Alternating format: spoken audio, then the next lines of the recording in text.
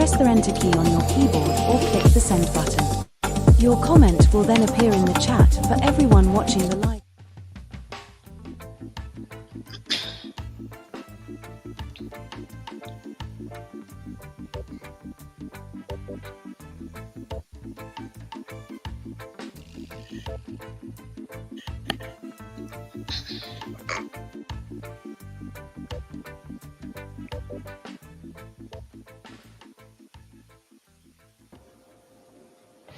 Good day. Hello. Good afternoon. It's the birthday of Marcus Mosiah Garvey, Jamaica's first national hero. Frankly speaking, I'm heartened that in Jamaica there is, it seems, growing recognition of and pride in the great Jamaican, Marcus Mosiah Garvey. Several functions and features are highlighting Garvey today, and in Barbados too. Today, there are Garvey celebrations. But frankly speaking, this podcast is about the elections.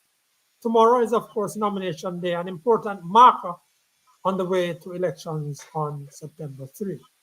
Our program today is divided into two parts. The first is about media performance and expectations, and then we will talk to two Jamaicans in the United States about their view on what's happening and their concerns from that distance. Our regular panelists are Desmond, Richards, and Winnie Anderson Brown. As ever, we thank them for being with us.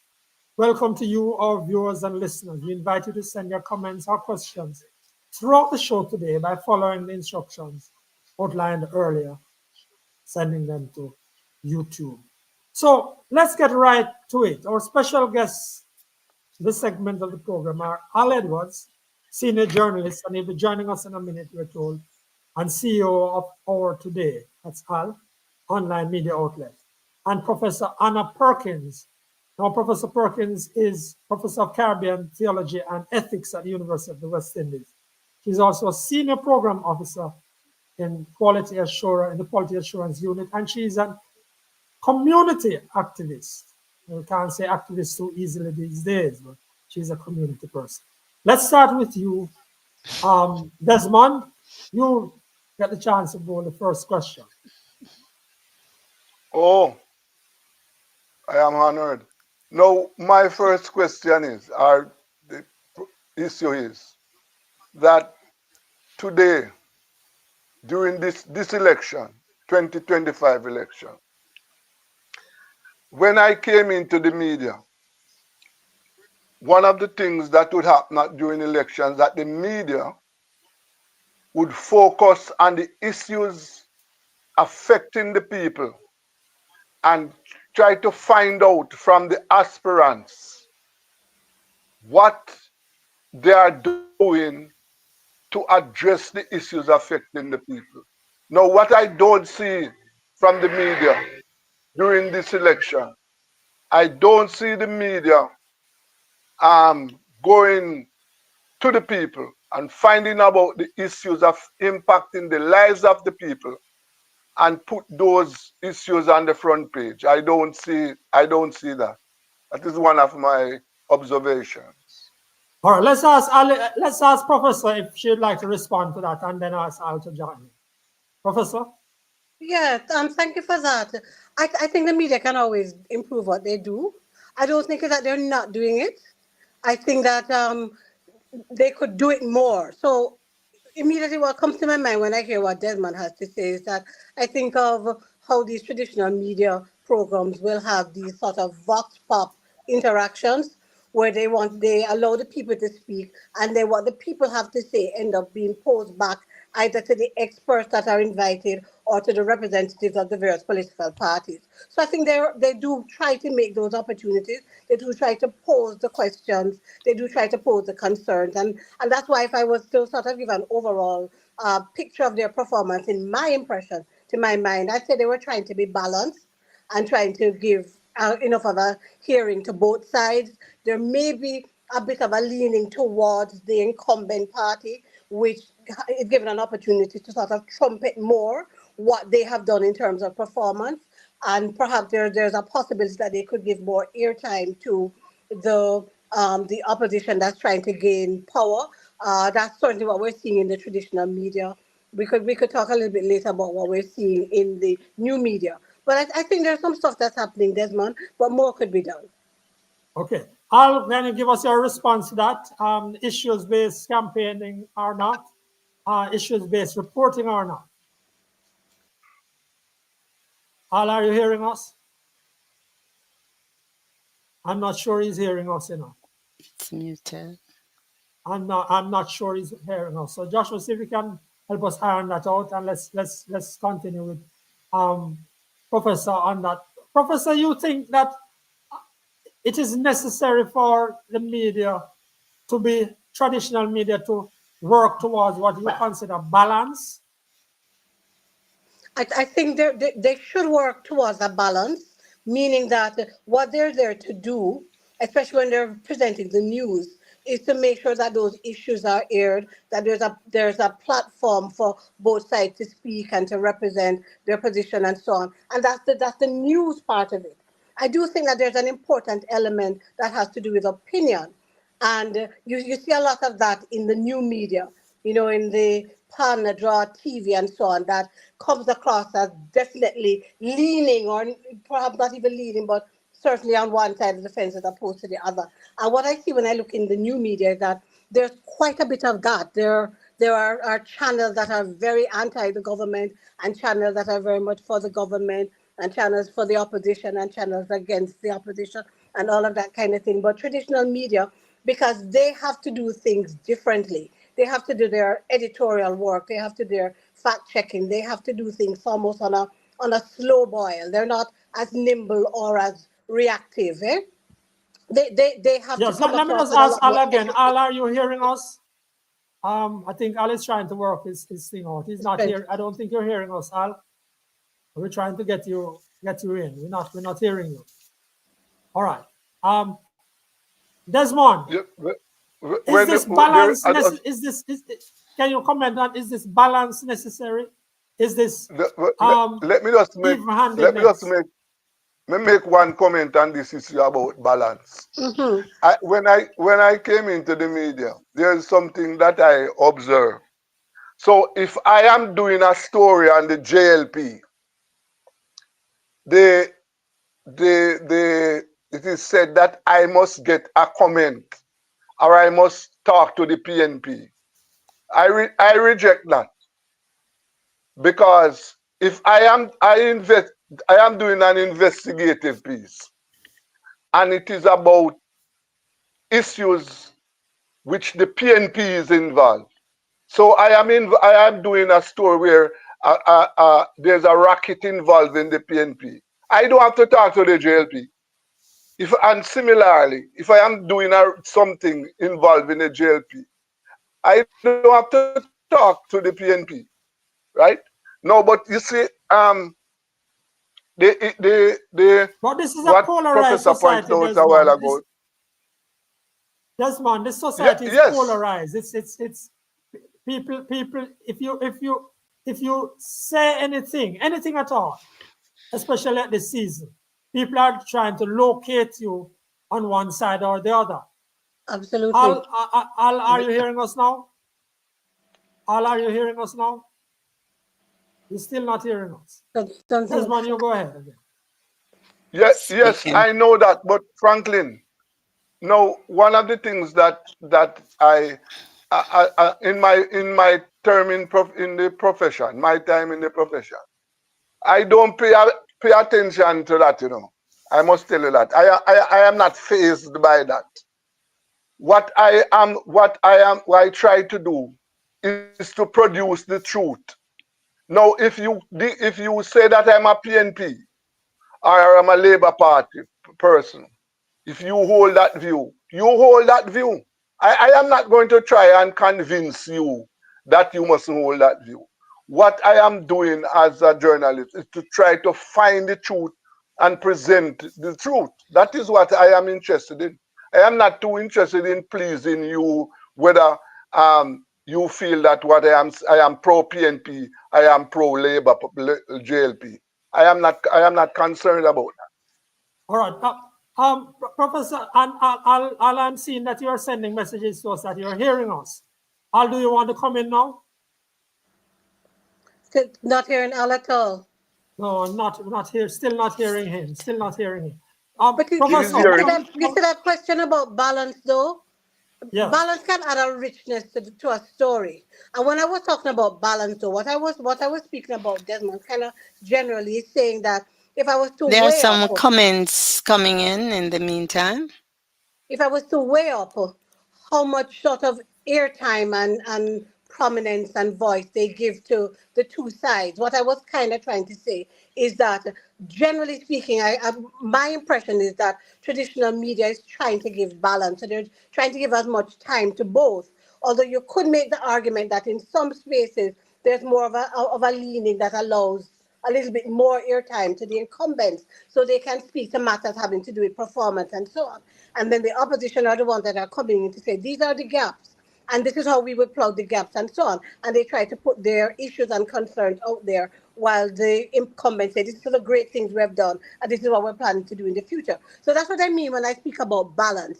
And part of that need to provide balance is exactly what Franklin is saying, because our society is so polarized, or sometimes you want to say even so tribal. When you work even in activist spaces and you ask questions and you are critical of incumbent politicians and so on, you immediately get labeled, because there's a way that how we do politics means that you just follow along and you don't think, you can't be critical even when you have a political leaning or not. And that's not what advocacy and activism is about. That's not what citizenship is about. And we need to educate our people about the meaning of citizenship. You can have whatever leanings you want to have, but that doesn't mean that you follow uncritically. We're not sheep that are going to just follow, and then next thing you know, we're all going over the edge. So that's the distinction I was trying to make. I understand what you are saying, Professor, but I want to share something with the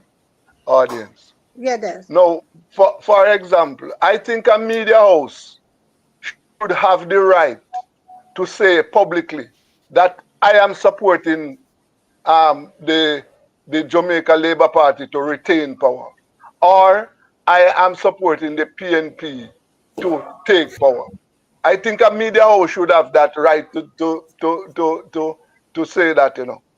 Now, in the polarized society, I understand the implications of all of that.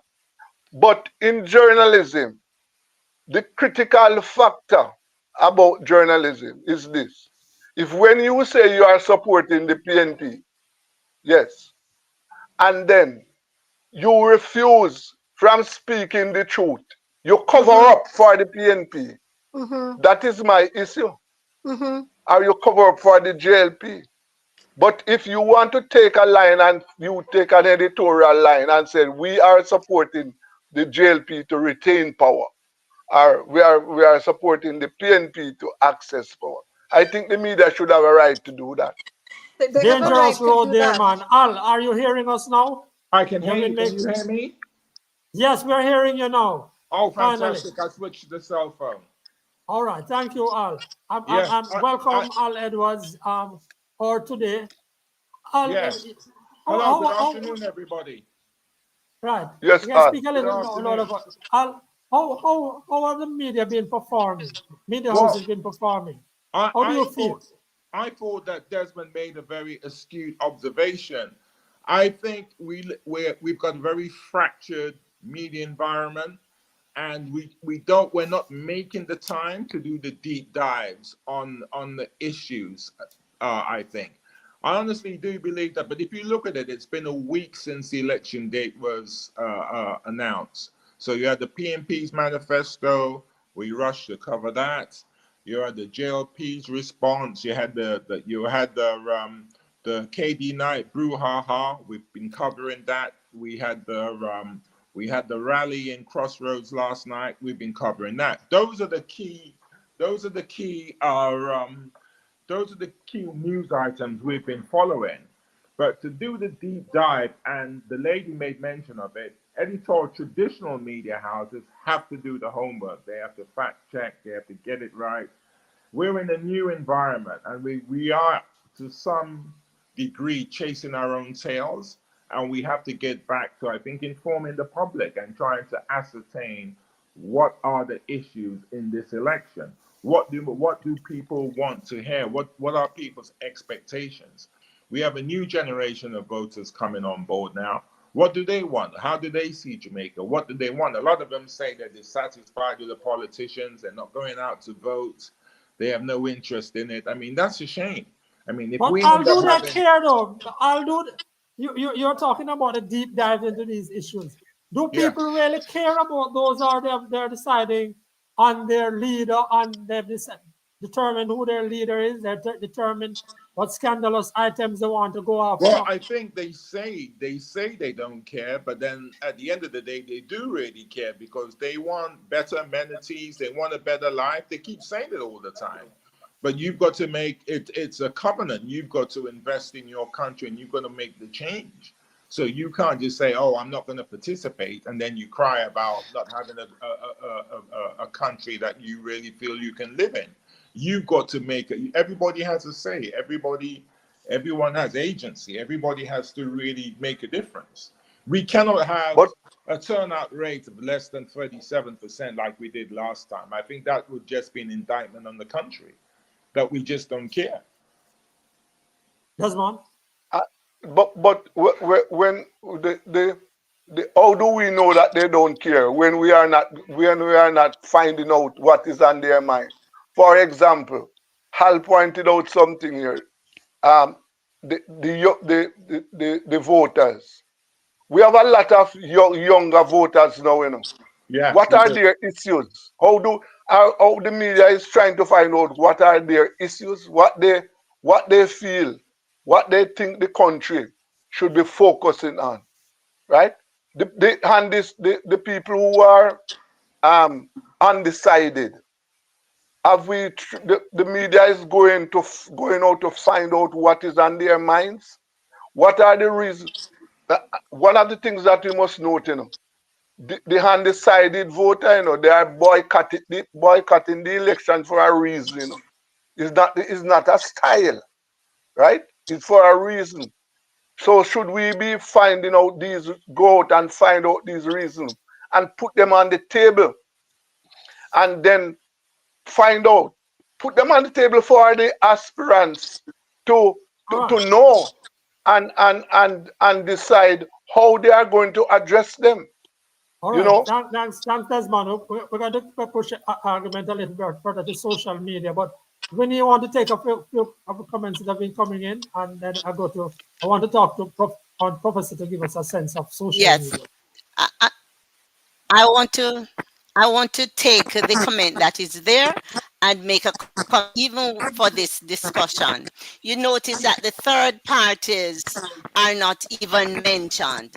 These are people who are committed to voting, but not for the two ruling parties. So the media pay no attention to the third parties, but there are a number of persons in that group. So even the discussion, it is PNP, JLP. Winnie, I hear you. I hear you, but I think we have to be careful with these blanket statements that we'll be making. And Des, I'm pushing you too with our blanket statements. I agree that it's not perfect, but look in today's paper. There's an today's Gleaner. There's an Instagram post about a third-party man that doesn't have a voice. He lost his voice box, but he's putting himself out there as an independent, and he allows others to speak on his behalf. There are stories there about the Jamaica Progressive Party, and I forget the other one, but let's be careful not to do the blanket thing. It might not be that they're enough, and we have such a tribal society that we tend to focus on the two that have the experience in leadership and so on. But over time, there are continually these smaller minority parties that are coming in to try to mess things up, because what they will do is they're going to pull votes. It might be few little votes here and there, but they'll pull 1 or 2 votes, and sometimes a seat comes down to 100 or 50 votes or whatever. So it's incumbent on the traditional media to pay attention to those minority parties, and I've seen where they have been doing that. So let's say that they're not doing it enough, but don't say they're not doing it at all. Otherwise, we wouldn't be giving them a fair rating on how they have And been. No, some of let's them be are. clear. I'm talking Some about of this them are. discussion. Let's be clear. All right, we're going to Let's move be fast quickly. clear. I'm just going to take It's some this comments discussion that I'm have been talking coming in. about. I'm not. Okay, Go- issues for young people. Issues here's a comment from Sheraton Da Costa. Issues for young people are to secure jobs. That's one. There was another earlier. Yes, Short there on the was Costa another says one. third Third parties do parties not do not count. count in I Jamaica. don't know if you're hearing me. A waste of time. A waste of time. And Ricky Tan had just been hailing at his Yes, party, third but he parties do says not count in Jamaica. Yes. that's right. Okay. So Forward to I wanted to the come back to people. you, Hal. Give us a sense, for example. You were talking about a deep dive and you were talking about the responsibility. Hal, Yes. you are new media. Yes. It's a lot of hard work. When you cover the big political rallies like you did last week Sunday, I don't know you guys on the road, and you did last Yes. night for the PNP, last week Sunday for the JLP. What is your focus out of those, Al? What do you tell your reporters, and what do you do? Well, I tell my reporters to report on what the speakers are saying and do not editorialize. We can do that on another occasion, but you have to report what they say. So you've got to report what did Mark say last night? What did Damian Crawford say last night? Despite all the theatrics, despite everything else, but what did they actually say? So people have a sense that they can read, or they can read what was said, so they can make up their minds. What did Mark say? What did Peter Bunting say? What did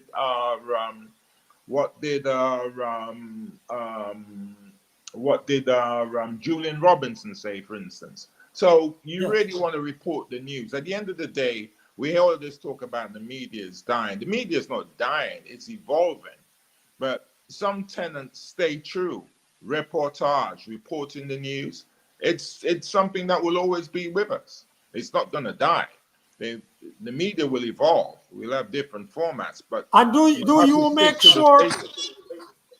Al, do you make sure that the amount of time spent on the story from the PNP last night was similar to the amount of time spent on the story from the JLP a weekend ago? They want to do that. That's our aim. We really want to be this election, and I've said it to our team, that we have to be fair and we have to be cognizant. If we do stories on the PNP, we have to do stories on the Labour Party. We can't just flood our platform with just one, the PNP side or the Labour side. So, for instance, the KD Knight situation, what KD had to say about it, we report that. What Chris Tufton had to say about it, we report what Chris has to say. Now, we're having a number of contributors join us, which is very good. But I always want to give them free reign. I mean, some things I may not agree with, but everybody has a voice. So if contributors say, well, look, I want to write a piece on something, I don't tend to really edit that. Other than for libel and defamation reasons, I'll probably take a look, but I don't want to stymie people's opinions. I really want people to have their say. And we have a section called Have Your Say, and we let people have their say. But the reporting of the news is vital, I think. But thank you. Professor, may I just ask you now, how do you see social media function? You made reference to social media earlier. Can people really depend on social media to understand what's going on now, to get the truth about what's going on now? I think a lot of the young people depend on social media. Our generation and a little older go to the traditional media, the RJR and TVJ, and watch the news at night. And there's a ritual that we've all grown up with. But I think the younger generation tend to be going to social media, new media, these platforms, where they're going to get the little teeny clips, or they're going to get the memes, and these clips are decontextualized. We also have to be aware of that as well. So there's the potential for mis and disinformation in those spaces. But what you have, though, in those spaces is a way that they drill down very deeply to some of the local issues that traditional media doesn't find time to pay attention to. I think that there's the whole impact of influencers, and how we like to have the scandal and the rumor stuff, and that draws people in. and people are interested and it's live and they're going with it and they can influence what goes on the program. So they can send in a clip, they say something and the host reacts to it immediately. That kind of thing makes the new media exciting. It also presents its own challenges. And what I see in new media is, I'm arguing that I think traditional media also has forays into the new media as well. So Gleaner is on Instagram and X and all these different spaces. Same thing with Observer, all of that. So they've tried to put their traditional approaches in the synopsis way that the young people require it and expect it. But what I've seen, looking at the new media, the YouTube channels and all of that, listen, it is frightening how partisan these new media sites are, these YouTube channels. A whole set that are anti the opposition, a whole other set that's anti the incumbent. And you ask yourself then, what are you getting? Are you getting news? Are you getting opinion? Are you getting scandal? Is this what we need to give to the people? Where's the balance? Where's the editorial fact checking, which is what slows down traditional media in a certain way? And part of it is that we have to teach people how to make sense of what is in front of them, and to recognize that they have to go across several platforms to get the information that they're looking for. And there are some platforms that are really, really useful. I'll call her out. I find Dion Jackson Miller's YouTube channel to be very, very balanced. And she tries to do the presentation of giving enough air time to both, but she asks critical questions. And she had a really good issue just recently, just looking at those so-called uninformed voters who don't want to vote and giving us reasons as to why we should be voting, why our vote is such a valuable thing. So, concerns that there's a significant polarization in the new media space, but recognizing that that's not the entire story. Al, how do you compete with that? Al Edwards, how do you compete with that? Because there is that polarization. There's no need for fact-checking over there. Most of them don't do any of that fact-checking. Most of them don't do any of the reporting. How do you compete in that? I honestly think, and I go back to what Desmond, how he started the show, in my own personal opinion, I think we're going backwards. And I think we're going into a real terrible space. And I think it's almost, I think, a forewarning that we started the campaign with this KD9 doctored sort of situation and AI and all the rest of it. We are a country, we're a developing country, and we need to press forward. I mean, last year, the year before, I made some visits to China. It's amazing, the development of China. And it's amazing to see newspapers all over the place, right? People want to read, they want to know what's going on, right? But we don't really want to do that. It's more a show, it's more entertainment now. And we use that. Social media is usurping traditional media all over the world, but we see that in Jamaica. But can you count on it? Can you depend on it? Is it news? It's always skewed to an agenda, right? So, I mean, are we going to go forward whereby legitimate news and the art and craft of presenting news, are we going to do away with that? I mean, to me, it looks like that's the way we're going right now. Another thing that we have to worry about, I remember in the days, and I think Franklin and Desmond and people would know this, traditional media, this would be salmon season for a lot of companies. They'd make a lot of revenue right about now. They won't now, because a lot of the ad spend in political campaigns now, and with this political campaign, will go to bloggers, social media people, YouTubers. That money that once used to go to traditional media, they're never going to see that again. So that's going to be another body blow to traditional media, whereby they'd make millions of dollars, right, for their respective media houses at this time. That won't happen. That won't happen. Very interesting. And Desmond, go ahead. Desmond isn't part of that problem that Alice says, and look, we're going backwards. The very issue that is just identified, that traditional media houses are weak, financially weak, Yes. generally, financially unstable. Yes, because Yes. one of the reasons for that is because we're not people who read or take things a lot seriously. We're going backwards. I mean, the Gleaner, for instance, used to be the paper of record. The paper of record, it was something that you went to if you really wanted to know what was happening. That would be your first port of call. You can't say that today with young people. If you said to them, "Oh, the Gleaner said so and so," they don't care about the Gleaner, what the Gleaner has to say, right? Right. Even those who aspire to live what they call like uptown life or the top life, they don't care. They're not interested. Right. So you have to be interested in the development of your country. You have to be interested in that, and you have to participate in that so the country can move forward. If you don't, how can the country ever move forward? You know, if you don't. So, Desmond, you have the last comments here before we move on to our second segment. I think, though, you know, I think that down the road, social media is going to iron out itself, you know, because let's face it, it is not something that is going away, right? And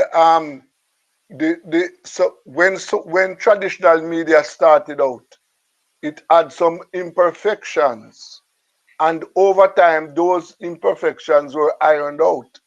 So I believe that, for example, one of the things that I now see possible, where you can be sued for libel on social media. When it started, it was like that. So over time, the imperfections that we are looking for, what we are seeing now, it is going to change. It is going to change. That is my belief. And social media is going to be produce accurate, intelligent, and informative information. It is going to be a platform for accurate information and we have time, I will tell you that is a dream, Desmond, but we don't have time, so we appreciate it and we thank you for it. Thank you, Professor Perkins, Anna Perkins, and colleague Al Edwards. Sorry, Al, that we had issues at the top of the show, but we thank you for your insights. They don't make us any more comfortable, Al, but we thank you anyway. Professor Perkins, thank you as well. Thank you very much. Now, my pleasure. We are going to move on now to our brothers and sisters overseas. They're seeing and hearing of what they're seeing and hearing about the elections and what are their thoughts. That's what where we're going now. Joining us are Dr. Leon Wellington, a distinguished church leader who previously served as president of the Seventh-day Adventist Church in Jamaica and later as vice president of the Inter-American Division of the church. And he's retired now, but he's still involved in foundation, which recently took him to Jamaica, for example. So he's up and about. We also have with us Rupert Grant. He's a trained accountant. He has an MBA in finance. He's not affiliated to any of the diaspora groups now at the moment. He lives in Connecticut. Dr. Wellington is in Atlanta. Welcome, gentlemen. Thank you both for joining us. We want to know how many Jamaicans are coming home to vote. We would like to hear that. Go ahead. Mr. Grant, do you want to respond to Desmond? The question probably should be, how many Jamaicans have any of the parties courted to come back? Because I didn't know that was a thing, really. And if that was a thing, then why not facilitate it more by doing absentee voting instead of saying we have to pay that plane fare to come back home to vote? I cannot answer the question for you other than with that. All right. Yeah. And the same is true Dr. for me. Wellington, you want to answer? Thank you very much for inviting me on the program, Frankly. And the same it is for me. I cannot say that how many or who will be coming home to vote. I think it is the responsibility of the parties to make the visioning of the future for Jamaica so inviting that people will want to come to vote. The only people who are going to come to vote are the real diehards, party supporters, who will come and do that. But there are others. Mr. Grant, Go ahead, Desmond. So what people like you, what are you hearing from Jamaicans in the United States? What are they saying about the political issues in Jamaica? Well, Dr. Wellington, you want to go ahead, please? Okay, from my standpoint, the folks that I talk to, I'm not aligned with any of the organizations, the diaspora organizations, but the folks that I talk to still maintain active interest in what's happening there. I do myself. I read the papers daily. I go to the traditional media, and evening time I watch the news on TV. So I'm fully aware of what's going on there, and I do talk with some of my folks. What I find is that, well, many of them are partisan. They support one or the other of the parties, and they feel that the country is on a good path.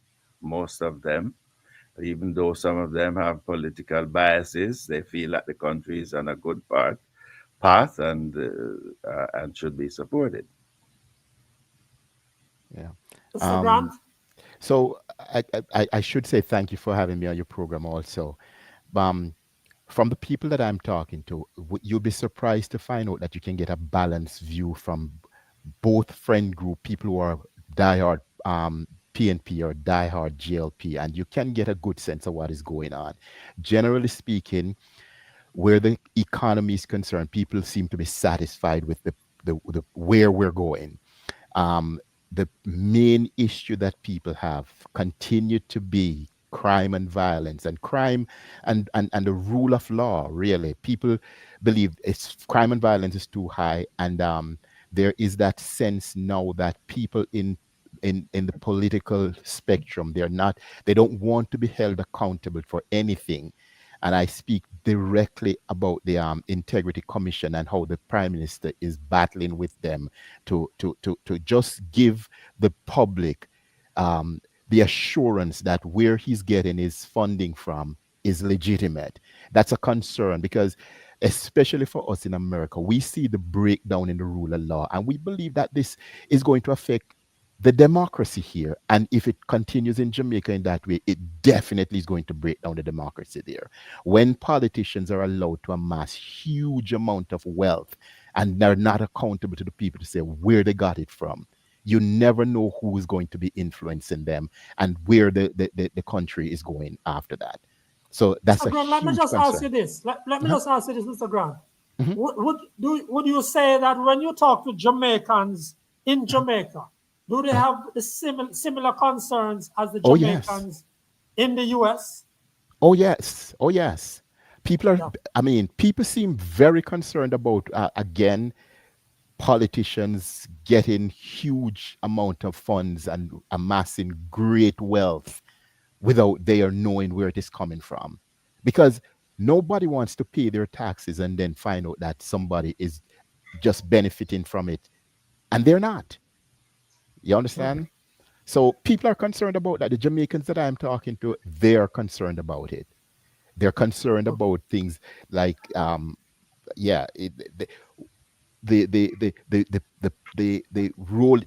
to roll back the gains that we've had through the Electoral Advisory Committee and controlling them. That's an institution that has done a great work in bringing Jamaican the country on the world map. We've seen whereby we have exported. But that is not endangered. It's not endangered. Well, what I hear about is the interference right now. That is, we're trying to interfere with how the commission is running. I cannot say that I have a lot of information on that, but that's what I hear. That there's some running interference going on with that. I suspect that maybe that has to do with the political ombudsman's office. Exactly. That's Okay. Yeah. Dr. Wellington, what are you hearing on that side, and what are the concerns? Well, similar And Winnie, concerns. there are a couple of comments coming after this, if you can take them. But go ahead, Dr. Wellington. Yeah, similar concerns. I think in terms of performance, the folks are pretty satisfied with what the government has been able to do. But two things have been highlighted in my circle that I talk about is really the lack of a proper answer from the prime minister about the concerns with not having uh, his what is it certified uh, by Yes, the IC, you by know, the IC. and that is a negative that he will have to struggle with in the election. And the second thing is that he's running up against a two-term syndrome that Jamaica has.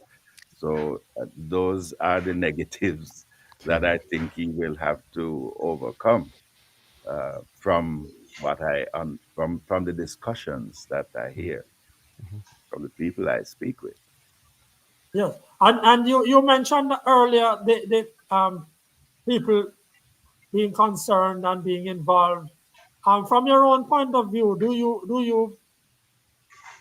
are you on the side of those people who say, well, people living abroad like yourself, you're living abroad now, should be given a chance? Not now, obviously not now. But is that in your remit, in your way of thinking, You Dr. mean Wellington? given a chance to participate in the To election participate, to have a vote in Jamaica? in Jamaica? I Yes. I support that. You know, for people who maintain active interest in what's going on, you you know, a lot of these folks still have interest in Jamaica, not just academically. So, They have so Rev, investments, they have family, So why not give us the opportunity of so helping Rev, shape the you would future? support. So Rev, if Yeah. that's the case, then you would support the opposition proposal to include members of the diaspora in the Senate. You support that Of view? course, of course. Of course, I could support that. Yes. Winnie, there And were and some comments. I don't know if you wanted to take them before we go on. I want to get back to Mr. Grant. Mr. Grant, are you on that side of things too? Supporting a clear involvement of people who live abroad? Because many Jamaicans say, you live abroad, just stay abroad, you look at your business abroad, you can't determine how we live here. I mean, that's an argument that's been going for a long time. Mr. Grant?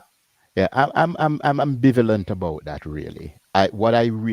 If there are persons who have that active interest and are willing to participate, I believe that there are they a lot of Jamaicans have a lot of contribution to make in that regard. And if they want to participate, there should be a forum that allows us to. Um, but I personally, where elections are concerned, I think local folks should be the persons who are afforded the greater chance of electing a government. I am not there. I don't want to force my party on anybody who's in Jamaica because my party might be going in a direction that doesn't necessarily benefit the locals and the issues that they're facing. So I'm ambivalent. I want to participate in Jamaica. I can find another forum other than voting. I can do a lot more than simply voting in the PNP or the GLP or a third party. Um, it gives me the flexibility to stay above the fray of politics, but contribute in a meaningful way, even from behind the scenes. And I can understand the ambivalence there. Right. But there are Jamaicans who visit Jamaica on such a regular basis, like you Yes. live there. I mean, Yes. you know, I not so much now, but there were times when I visit Jamaica 4 or 5 times per year, Right. you know, because of what I do. So I'm really very much in touch. Blessed. And there may be others. I know friends of mine who visit Jamaica monthly because of the things that they do. And so, that's some of the ambivalence. That's why I said I would support at the Senate level, you know, rather than Voted. the day-to-day uh, Yes, we politics. brought back Al in because we wanted him. He wanted to ask a question. Al, go Yes, ahead. I'd like to ask a question to Rupert. Rupert, I was very taken with what you said, particularly about crime and governance. But do you think people living in the diaspora, they used to, after living there for so long, they used to a higher standard, hence their concerns? I mean, in the diaspora, certain things would never be permitted or allowed that we're probably seeing now. The crime levels you mentioned. So probably you're operating at a higher standard than what you're seeing back home in Jamaica. Is there something in that? There probably is, but listen, whoever you are and wherever you live, you want to be assured that you can go about your business and be safe. Yes. That's a basic human thing that everybody deserves. It's almost, you can say, a human right. So where people want to operate, and when I lived in Jamaica, there might be pockets of communities that flare up, and we all felt that we were under siege. And wherever the violence and the crime is operating, it doesn't make very few of us where we're in Jamaica would believe that we're immune from it. I used to go to a school somewhere in North Street, and when I was going to school and there was violence over in the West End, I was a bit intimidated. I had to go to school anyway, but I felt intimidated. On getting home, I felt a little concerned about what was going on. So people need to feel safe wherever they're going, and they need to feel that they can go about their business and come back home, and their children won't be exposed to the level of violence that they're seeing. That's a Dr. universal Wellington, I thing. want to ask that same question that Al asked of Mr. Grant. Do you and people in the diaspora believe that you're operating in a society that's at a higher level? You have higher standards. And these people back in Jamaica, we who you help out, are operating at a standard that doesn't really quite match up to that. I am not even sure about that the matter of a standard. I think what is what is happening here is that I think they have a more sophisticated system that makes you feel that you are safe. But there are several places in the cities, the major cities around, that you don't want to be caught dead, caught alive at night going in there, over here, just like in Jamaica. I just came back from Jamaica a week and a half ago. On my way down, there was a young man I met in the airport, and he was so excited about going to Jamaica, and he was traveling out of the U.S. for the first time, and Jamaica was where he was going. And so he was so excited, asking me about Jamaica. And he said, what about safety? I said to him, listen, anywhere you go, you have to be situationally aware. Mhm. There is crime So you and don't think it's a different standard? I don't think so. I don't think so. Well, I think Jamaica is kind of hamstrung because we don't have the level of sophistication. But thank God I see some shoots among what I security would, Desmond, go ahead. You wanted forces to get what, as to what what, they are doing. what I would like to hear from both of you as black people is what is happening to black people under the Trump presidency in the United States. Tell us about that. Can I jump on this quickly? It's let's not. There is a problem with our current administration in terms of how they treat minorities. But that is nothing new. We all experience racism in America. And it's one of the things that I wanted to bring up on this forum. We're talking about the brain drain and how we are this net exporter of talent to foreign countries. Jamaican government need to put something in place that encourages people who have come to America and others first world nation and got educated or work in spheres that they develop expertise to come back and give to Jamaica. Because I would like to say to my son and my daughter, listen guys, don't, racism wears you down. You work under institutional racism for 5, 10, 15, 20 years, it wears you down. If Jamaica's government can show that there's an alternative, come back home, people might just come back and enrich the country more. I support those sentiments as well. Yeah. What's going on over here is, I think what this government has done is that they have brought to the fore what has been operating under the cover for a long time. It has gotten official support, so to speak, put it that way. And believe me, many times I feel safer in Jamaica than here. A lot of people. I just want to mention quickly some comments because they've been adding up. Det Commerce says a study was done some time ago. He was responding to the potential for diaspora to vote. A study was done some time ago, diaspora votes being done abroad. It was not supported. Overwhelmingly, the no's were more.